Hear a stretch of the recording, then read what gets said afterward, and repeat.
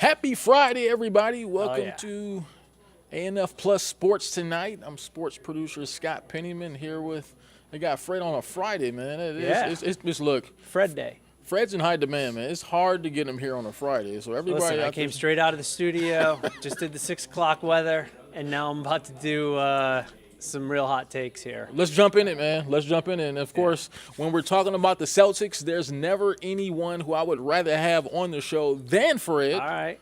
Last night, man, they were on fire. Right from the start. In a very predictable Game 5 win over the Miami Heat. Now we Well, go because that's what they should have done, you know. Yeah. But they haven't always done what they should have done, right? Right. So that's been the kind of the frustrating part about this team over the last couple of years, even though they did make a finals last year and they've been in the Eastern Conference Finals a few times. But yeah, so everyone said, well, they should go back to Boston and win handily, especially without Gabe Vincent playing, and that's what they did. And they set the tone right from the start. Very first possession of the game, you know, Bam gets stripped by Smart, ball's free, Smart dives on the parquet, and gets it ahead, and it's a layup, and they're off and running. I think it was really predictable that they would win last night. I think we both were here on the show yesterday. We both expected that they would win, probably a little more aggressively than we kind of thought. But I thought they would win pretty handily last night. So let me ask you this. Do you think it matters game to game? Now, the last two games, the Heat have, for all intents and purposes, been blown out. Yes. You know, last night, if you did not watch the game, you look, it's a 12-point game. It wasn't a 12-point game. No, the Celtics had It was a great 20 with 5 minutes to go, Yeah. and benches were, emptied for both Right. teams, and those guys came in, and the Miami bench cut it to 12 by the end of the game. But For sure. But do you think that matters going into now the big Game 6, that the Heat, not only have they lost the last two games, but they really haven't been close? Yeah, I think it does matter because as much as coaches and players like to say that momentum doesn't matter, they'll down talk it and they'll say, oh, no, each game is his own thing. And I think that's true to a certain extent, but I think a lot of it is coach and player speak. Yes, I think momentum matters. And I think right now what you see is a Miami Heat team that is going to start to feel the pressure tomorrow. I mean, let's be real. I mean, they're already feeling it, 100%. Right, they're already feeling the pressure. Yeah. But, I mean, this is probably going to be the biggest game of Jimmy Butler's career. Now, I know he's played in the NBA Finals before, so that would seem like a bigger game. But when you think about the ramifications of that game tomorrow night, Game 6, they need to treat that game like it's a Game 7 because I think most people feel if they lose tomorrow in Miami to the Celtics, they're probably going to go to Boston and lose Game 7. Yeah, well, and Boston's playing their third straight Game 7. You know, that's just what it comes down to. Yeah. I mean, when your back's to the wall, every game's Game 7. And so now Miami may have said, well, we're going to take care of business tonight over the last two games. But in their heart of hearts, they may not have actually felt that. I think they're feeling it. In a big way going into Game 6. Jimmy Butler, I think, was begging somebody to ask him the question, do you guarantee a win? Because in his presser after, he said twice, we will win this series. Yeah. Within about a 1 minute span. He said the words, we will, and we will win this series. So I think that I can't believe that nobody in the room said, Jimmy, you guaranteeing a win? Just to get that bite, which they didn't say, but he said twice, we will win this series. I personally don't know if that was the best approach. Well, look, that's how you should feel, right? I mean, I know that, but I think maybe I would be more along the lines of we need to play better. We need to not turn the ball over. They were turning the ball over a lot. So now the Celtics, one of the things about the Celtics last year that made them so fun to watch was they had really active hands, right? Yes. So there were a lot of deflections, a lot of steals. This year they were near the bottom in steals, but the last two games, all of a sudden those active hands are back. So it's amazing when guys are a little more connected defensively and a little bit more desperate defensively to really value every single possession. It's amazing how much more, how many more times you can get a deflection because you might not always get the steal, but the deflection may lead to a steal, right? Or a bad shot, or just disrupt the offense to where they're taking a terrible shot late in the shot clock. So, so now I think that I get what Jimmy's trying to say, but the question is, do the other 10 guys, 11 guys, they believe. are they believing it at this point, or is it more about Miami didn't lose 2-point games. They lost big time. Yeah, I mean, they were thoroughly outplayed the last few games. So yes. And I think what you're also seeing, too, from Jimmy Butler, as a leader of that team, I think maybe he's speaking some life into his guys, right? Because I think he's seen how they've played the last 2 games. They're hearing the noise. They're hearing the chatter around the game saying no team's ever come back from an 0-3 deficit. They don't want to be the first. And he saw how his guys played last night, including himself. So I think a lot of what he was saying last night after the game was to speak life into himself and to speak life into the team around him, as a superstar player should do, which is what he is for that team. Right. Because I think he sees I think he sees the guys around him slipping a little bit. I think he sees this maybe slipping away a little bit. So right now, there's really nothing to lose, right? I mean, so I think he has about as good a read on his team as any of us do. So I think he knows what can get them going tomorrow night. And let's face it, tomorrow for them is a Game 7. I mean, that's just where we're at right now. Well, I think so. I mean, the most Celtics thing to do ever would be to win tomorrow night and then lose on Game Monday 7. night. I thought about that a few times. Unlikely that would happen. If they do win tomorrow night, I think you have now that giant snowball. The Garden would be out of control. The Garden was insane last night. It would be crazy. I think that Miami is going to need a 40-plus piece from Butler and at least 25 from Bam.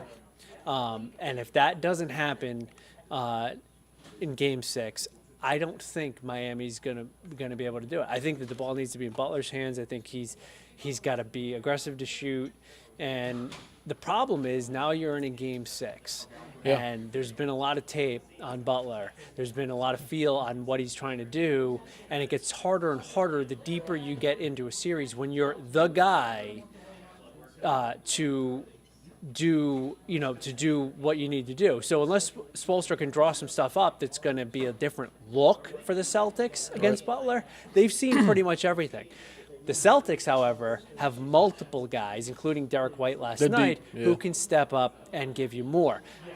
Caleb Martin played all right last night, but I have seen that little hesitation to pull the trigger on the 3, that there was no hesitation in games 2 and 3. Yeah, and so he needs to shake that. But that's a hard thing to shake when you don't want to be missing the 3. I think that's what's in his head a little bit right now is, this is going to be a tough shot. I might not make it.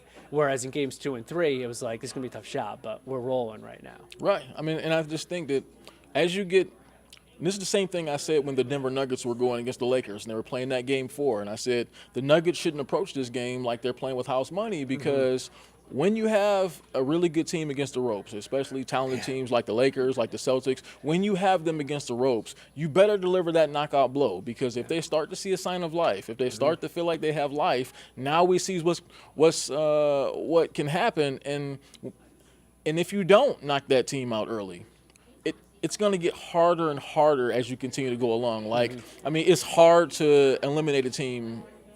That 4th win is always the hardest, right? But now that Boston has a lot of life, it's going to get harder and harder. I mean, like tomorrow's game, this is going to be like one of the hardest games in the history of the Heat organization to win. Yeah. Like, seriously, right? Well, because among other things, the Celtics don't care about going down in South Florida. Right. They've won 4 out of the last 5 down there. Right. No, I've always thought that, too. I always thought, like, that Heat home court advantage isn't crazy. Or maybe you were just talking about South Florida weather. Well, no, I mean, just But that home court, to me, isn't that great of an advantage for them, and it certainly hasn't been against the Celtics. No. And Brogdon, we should at least touch on that. He came out of the game, didn't go back in. Who knows what his status will be? But that could be somewhat of a loss for the Celtics, just in terms of their rotation. But Grant Williams has been, stepping up. He's now got a pretty significant role in this series. Derek White really stepped up. So, like you said, it's going to take the Heat's best game of the season because now you have a Celtics team that not only is desperate like they were in Game 4, they're playing a lot better. Yeah. So now they're still desperate, hopefully. I say that as a Celtics fan, and confident. So now you have that's even more of a problem. Yeah, I mean, look, this is, like I say, this is going to be a very important game for Jimmy Butler's legacy. I don't know where you have him ranked, wherever you have him ranked as far as the better players, but I know he has all these nicknames like Playoff Jimmy, Himmy, whatever nickname you want to give him as far as is he was given those names because of what he can do in the playoffs. And he very well could come out and score 37 and they lose. Yeah. Now, the legacy, I think, is hurt if he has a 7 for 19, scores 20 points, and they lose. Yeah. That would really hurt the legacy. I would expect him to score at least 25. If they lose, I doubt it's going to be his fault. And if they win, of course, he gets a lot of the credit. But see, and part of the thing about Jimmy Butler is not just his ability to be able to score, but it's a lot of the great part about Jimmy Butler come playoff time is his ability to be able to will himself and his team to do things that we think they shouldn't be able to do. So I think at least that's what we've seen. I mean, the year they made the finals in 2020, that was kind of unexpected. They had some upsets there. They had an upset again this year. They upset the Milwaukee Bucks. And a lot of that is the thing about the Bucks, though, they did what you said they needed to do, which was got him down and put him out. Yeah, exactly. And they didn't do that with Boston here, so I think they may be in trouble. Yeah. All right. Yeah, so. Great. Some NFL football here, so let's go some football. One of the most decorated receivers probably in the last decade, one of the best receivers, DeAndre Hopkins, was released today by the Arizona Cardinals. So that begs the question, right? I'm pretty sure 31 different cities are asking the same question, right, that we're going to ask tonight. Should the Falcons take a look and maybe signing him? Absolutely. Yeah, every NFL team, like you said, should. Just what's the price? What's he looking for? Okay, if the demand is like, and one thing that Hopkins has said publicly within the last week is that he wants to play with Patrick Mahomes, Josh Allen. Don't we all? Jalen Hurts. Right? Right? Who doesn't? Find me a wide Join the receiver club. who doesn't. Right. Right. So that's a little bit of a red flag in itself. Yeah. I mean, I get that he's answering a question. Right. But it's a dumb question. Like, whoever asked that question of an NFL wide receiver, like, who would you want to play with? Right. It's a no. He can't answer that. There's no, he answered it honestly, I guess. And who wouldn't want to play with those quarterbacks? But if he actually thinks, where do you expect to play with? Because now he has control over that. Yeah. I'm here in Buffalo. Of course. We'll see. New England still of course, being, the regulars. being talked about. Right. But New England, he did not mention Mac Jones in that, he has talked about how he just wants a place where people work hard, do their job. Well, that's New England. But I also think he's going to be looking to get paid, too. And that's not New England. Yeah, I mean, I guess you have to think about where he's at this point of his career, right? I mean, DeAndre Hopkins, when you look at the numbers the last 2 years, they don't really stack up to his first 7 or 8 years, right? I mean, he hasn't. Right, but it seems like there there's were been some problems decline with that Arizona offense. He had some injuries, suspension problems of his own. So a lot of NFL teams, the trade market wasn't there. That's why he got released. So a lot of NFL teams clearly think he's lost a step. I guess he's only dropped 3 or 4 passes in the last 3 or 4 years, so he still has that going for him. Yeah. I personally think it's not a Randy Moss going to the Patriots situation, but it's the notch below that, which is I think if in the right situation, DeAndre Hopkins becomes a huge piece for some team. And that team could be that to answer the question. Right. Yes, the Falcons should be calling D-Hop. Will D-Hop return that call? Right, yeah. My answer to that is no. Yeah, because obviously, when you look at the quarterback situation, and we'll talk more about that in a minute with Desmond Ridder. Yeah, so, yeah, I mean. Unless he's only after money and they're going to give him the most guaranteed money. Right. I don't see any situation that he'd want to do that. I think he'd be more likely to be like, let me check out Baltimore. Let me check out the Giants even. Let me Baltimore, man, a lot of receivers have gone there and not exactly thrived over the years. I mean, well, this is the new Lamar Jackson with a lot of money, and he said they've asked him straight up, Lamar, what's going to be the big difference? He said my passing stats are going to be better. Well, I guess we'll see because I have seen a lot of. He's not the most accurate guy. Right. Well, he's not the most consistently accurate guy, which I think is the name of the game for any NFL quarterback. Consistently accurate. You have to be able to make the easy passes every single time. And I think when you look at DeAndre Hopkins, too, I think the Falcons would think that he's a good fit. When you look at some of the weapons on their offense, when you look at Drake London, second-year receiver, he could really use a really strong veteran receiver who's been there and done that, been a star in the league before, across from him. I think that would be a great move for the Falcons, just even if it's just from a mentorship role or for an example. Fit, right, good fit for the Falcons. Not a great fit, though, I don't think, for D-Hop. Yeah, I mean, I guess like you said, it really depends on where he's at this point of his career. Is he looking for that next big payday? Is he looking to play with but I don't know how many of those teams are really going to want him either. Just when you kind of look at it, we don't know if he's entering like the Julio Jones portion of his career. And I name it that because Julio Jones kind of like, it really, sometimes it happens all of a sudden, man. Sometimes a guy is one of the elite top-notch receivers in the league, and then really quickly it can fall off. And we've seen that before with guys like Julio Jones, and I think that could be the case with Hopkins too. We don't know. I have seen, I feel like the fall off for Julio was a little more precipitous. He always kind of had these injuries nagging injuries he was dealing with. Yeah. So I don't think Hopkins is close to that level at this point. Yeah, I really do think that Hopkins is still really good second tier receiver in the NFL. Maybe not the top. Maybe he's not in with the Justin Jeffersons of the world. Oh no. But he's just below that. Yeah.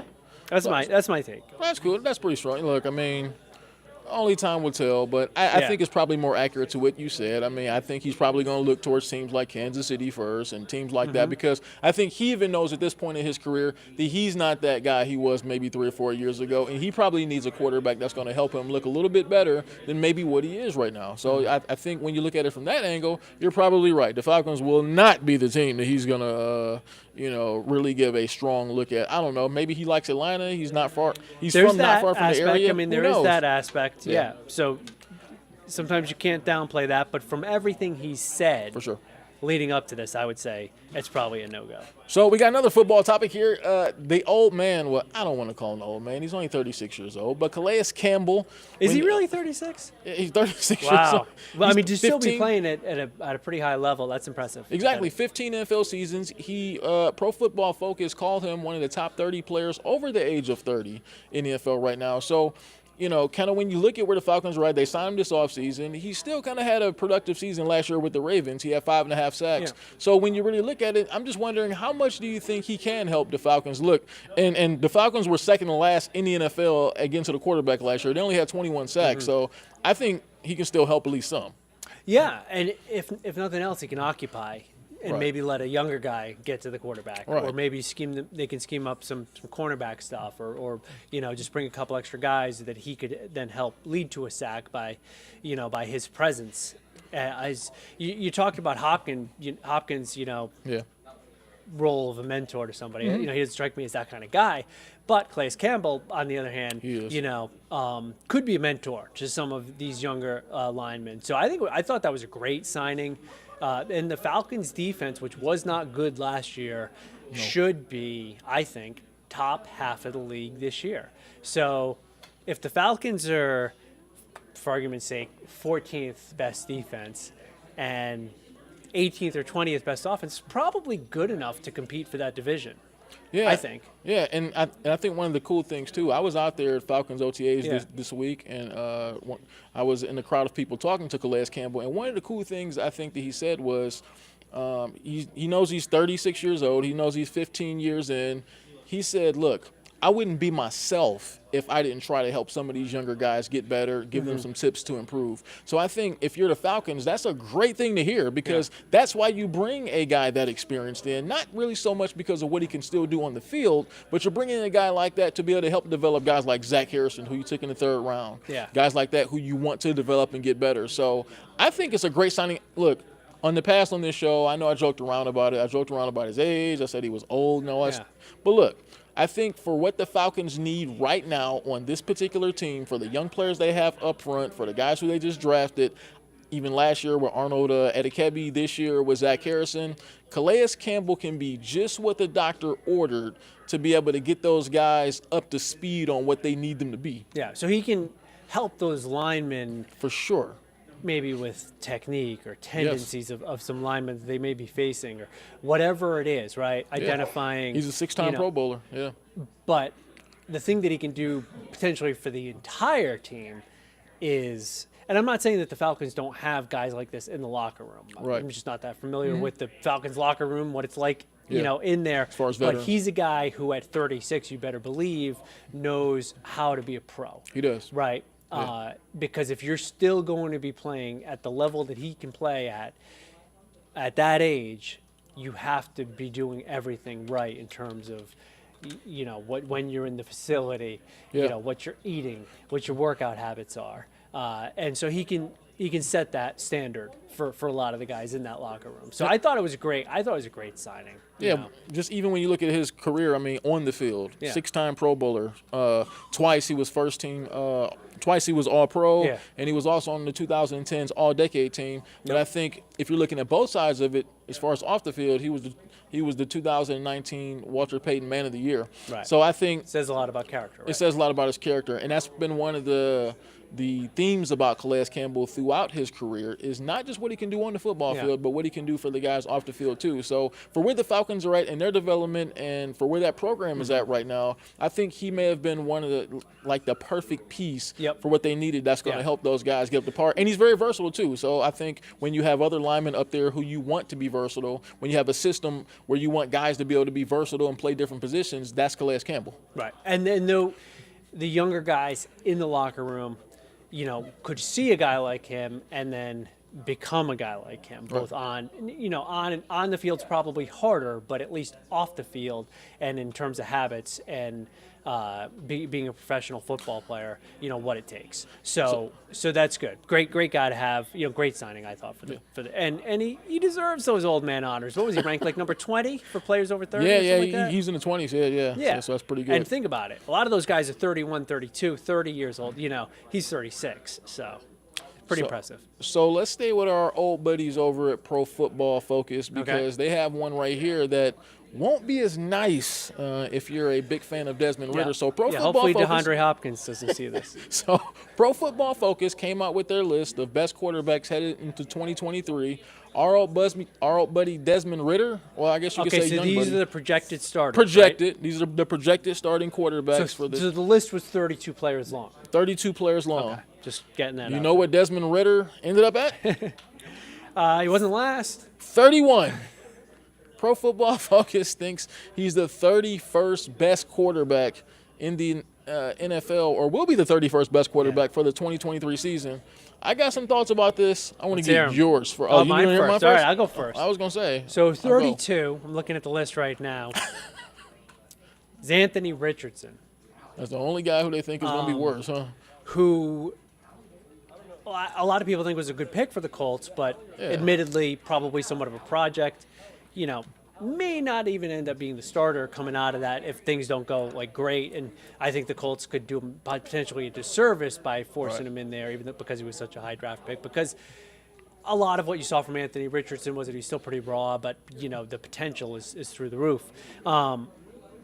Maybe he picks it up quickly, and he will be the starter from day one. I actually think if he picks it up quickly and he's a starter from day one, he would probably be higher on the list than last.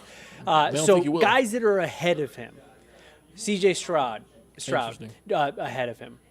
Might not even start right off the bat. Right. Interesting. Colt McCoy ahead of him. At this point in his career, did anyone? And now you have DeAndre Hopkins released. Now maybe this list came out before DeAndre Hopkins was released, but they don't have much right now. Hollywood Brown is like what they have, and I guess Zach Ertz probably still so with the Cardinals, I think. But Colt McCoy, come on. Yeah. Colt McCoy. Baker. We'll see. Sam Howell. That's the one that got me. When I saw that list and I see Sam Howell ranked above him, that really – and look, they're probably – a lot of what they're going by, too, is the 6 games they saw Desmond Ridder play last season. That's what Pro Football Focus does. So, obviously, they weren't really impressed or they didn't come away very impressed with what they saw from Desmond Ridder in the 6 games he played last season. Look, I mean – I'm on the record many times on this show as also not being impressed by it. But – I still think in this particular case, ranked a little bit low. Yeah, I mean, I think when you look at it from a potential standpoint, a lot of people like Desmond Ridder coming into the draft last year. They thought he had maybe some rough edges. That's the reason why he lasted to the 3rd round. And I think when you look at the rest of those quarterbacks, I think more than any of them, Desmond Ridder is going to be in probably one of the better situations to have success. When you look at what the Falcons did around him in the backfield, obviously we've talked about that. Wide receiving core, they obviously have Drake London there, who they drafted there. They've really beat into their minds that they're going to give Desmond Ridder every single chance that he needs to have success. And when you look around the other guys on that list, I don't see those kind of weapons in Houston with C.J. Stroud. Washington, I mean, they have Terry McLaurin. He's one of the better receivers in pro football. Well, Washington has a great receiving core, and that probably helped. Sam Howell. I mean, he played like one game last year, right? Sam Howell. Well, Jahan Dotson. I mean, Curtis Samuel. McLaurin is. I think Washington has a really good receiving core, but at the same time, Falcons is pretty good too. Yeah, it is really good. Like, they have Jordan Love ahead of them on that list. I mean, Jordan Love has started one game in his career in Green Bay, so I mean, I know they're projecting here a little bit, so I kind of get it, but in the one start Jordan Love had, he wasn't very good in that one start. Yeah. So, looking at the numbers from Ridder last year, he didn't throw a pick. Which the is first good. pick he throws this year will be the first one of his NFL career. That's a Basically start. Played 4 full games, right? That's a start. So he threw the ball 115 times without throwing an interception. That's not bad. He did take a fair amount of sacks, but everybody was taking sacks That's not good. For the Falcons. His last game, I guess you could say, was his best game. 19 to 30, 224, a couple of touchdowns. Yeah. The rating of 108, which isn't bad. No. Didn't run very much. Maybe there is something to build off of there. Yeah. I don't know. Completion percentage 63.5. That sounds pretty average for an NFL quarterback these days. Yeah, I mean, I think the one question you have to ask yourself is, this year, are they going to maybe sort of pull the reins off him a little bit and just kind of let him be more of himself, let him throw the ball around a little bit? That's what I really want to see, because last year they were very guarded. They kind of just didn't want him to lose games. They had him in a very kind of restricted offense. They kind of treated him with kid gloves. So I wonder, with a year of OTAs, a year in the system, are they going to let him do a little more? With their receiving core and Bijan, I would try to get the ball out of his hands pretty quickly. Okay. Simple reads. Yeah. San Francisco type of offense, right? Good point. So if it's to Pitts, maybe it's down the seam. That's a little bit longer of a throw, but whatever. It's an easy throw for him to make. Yeah. But get it into Drake London's hands relatively quickly. Get some design passes out of the backfield like they do with McCaffrey and with other guys prior to McCaffrey getting to the 49ers. So that's how I would try to use a quarterback like that, because I think that Desmond Ridder was not drafted by the Falcons because of his arm. There you go. Cool. Hey, so quickly, let's get to what's on your mind quickly. I'll just go real quick about what's on my mind. Look, I'm a big boxing fan, right? Oh. This year can really measure up to be one of the better years in boxing. I mean, we just consider this week that the Terrence Crawford and, those of you who love boxing, I mean, that's been the fight we've been waiting on for like 3 or 4 years now. Terrence Crawford versus Errol Spence Jr. We just got the Devin Haney versus Lomachenko fight. If you're a fight fan like myself, and I know there's a lot of them out there, this is the year that you dreamed of. It seems like we're going to get most of the fights that we wanted to see, and I'm happy. All right. Fred, what's on your mind? Well, for one, I'm glad that wasn't on our list of topics, because I wouldn't have had much to offer. That's why I saved it. I'm more of a Marvin Hagler, Sugar Ray, Roy Jones Jr. That's my era of boxing, so I haven't kept up with it as much since then. That's cool. But on my mind, I think the Braves can put a little bit of distance here between them and the Phillies. Already, could get that lead up to 9 games over the Phils tonight, and they're already 5.5 ahead of second place. So, and then if you get it to 9 tonight, then you have a couple more games over the weekend. Even if you split those, you're still at 9 games going into June, probably, or somewhere in that ballpark, over what I think most people consider to be the main contender for the division. So that could be a big step for the Braves this weekend if they could take 3 out of 4. Well, we're going to let everyone get out of here and go enjoy their weekend. Fred, thank you, man. And enjoy it. That's been Sports Tonight here on ANF Plus. Have a very good Memorial Day weekend, everybody. Later. All right, see ya.